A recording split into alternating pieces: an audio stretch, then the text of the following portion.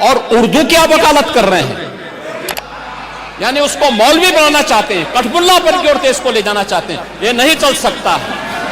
ये बड़ी विचित्र बात है।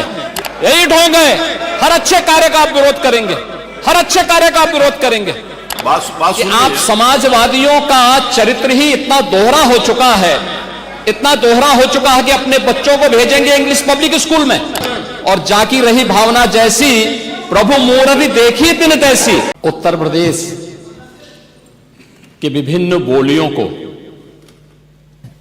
भोजपुरी, अवधी, ब्रज और बुंदेलखंडी को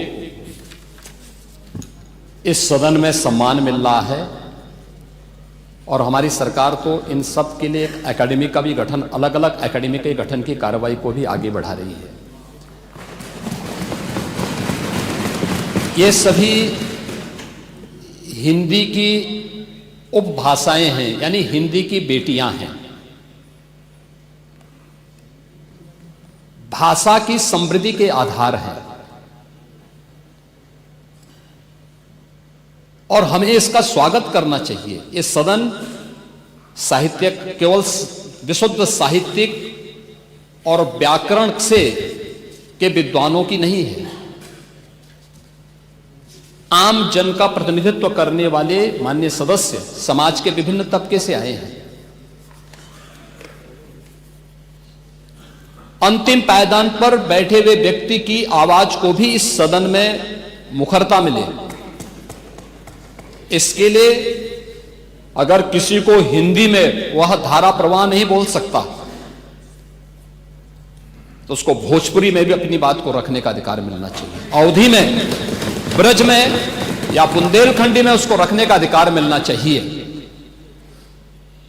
ये कौन सी बात हो गई कि भोजपुरी में ना बोले, अवधी में ना बोले, इसका विरोध अंग्रेजी का, बुंदेलखंडी में ना बोले, और उर्दू की आप वकालत कर रहे हैं। ये बड़ी विचित्र बात है। आप मुझे बताइए, मैं इसीलिए कहता हूं कि आप समाजवादियों का चरित्र ही इतना दोहरा हो चुका है, इतना दोहरा हो चुका है कि अपने बच्चों को भेजेंगे इंग्लिश पब्लिक स्कूल में, और दूसरों के बच्चों को बोलेंगे कि एक गांव के उस विद्यालय में पढ़े जहां संसाधन भी नहीं है। ये दोहरा आचरण और जाकी रही भावना जैसी प्रभु मूर्ति देखी तिन तैसी, यह तो आचरण आप लोगों का है। इसीलिए आपने कल भी भोजपुरी का विरोध किया, अवधी का विरोध किया, बुंदेलखंडी का विरोध किया, और आप लोग अपने दैनिक जागरण में, दैनिक जीवन में इस प्रकार के आचरण के आदी हो चुके हैं। और इसलिए अध्यक्ष जी, इसका अभिनंदन हम लोग करते हैं, और इन बोलियों को सम्मान मिलना चाहिए। इनके संरक्षण के लिए ही हमारी सरकार भोजपुरी एकेडमी का गठन कर रही है, अवधी एकेडमी का गठन कर रही है संत तुलसीदास जी के नाम पर। इसी के आधार पर ब्रज भाषा इतनी समृद्ध भाषा है। सूरदास जी ने अपनी सभी रचनाएं उसी भाषा में दी हैं। संत तुलसीदास जी ने अपनी कालजयी रचना रामचरितमानस, जो इस सदन में ही नहीं, उत्तर भारत के अंदर और भारत से प्रवासी हुए जितने भी ऐसे लोग हैं जो मॉरिशस में या दुनिया के फिजी में या दुनिया के किसी देश में गए, उनके संकट काल में रामचरितमानस ही तुलसीदास जी का अवधी भाषा में रचा गया, रामचरितमानस ही उनका सहारा बना था।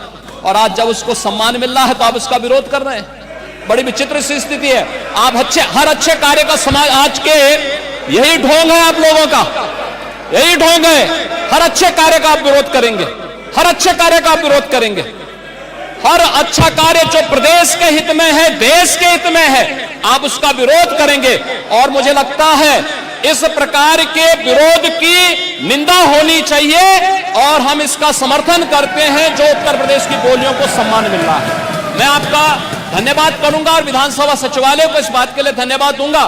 कल हम लोगों ने यहां पे इसका शुभारंभ किया, समाजवादी पार्टी ने उसका विरोध किया है, और मुझे लगता है कि प्रोसीडिंग का हिस्सा होना चाहिए। इनको समाज के सामने एक्सपोज करना चाहिए। अपने बच्चों को ये लोग पढ़ाएंगे इंग्लिश स्कूलों में, और दूसरे के बच्चे के लिए अगर वो सुविधा सरकार देना चाहती है, कहते नहीं उर्दू पढ़ाओ इसको, यानी उसको मौलवी बनाना चाहते हैं, कठपुल्ला पर की ओर देश को ले जाना चाहते हैं। ये नहीं चल सकता है।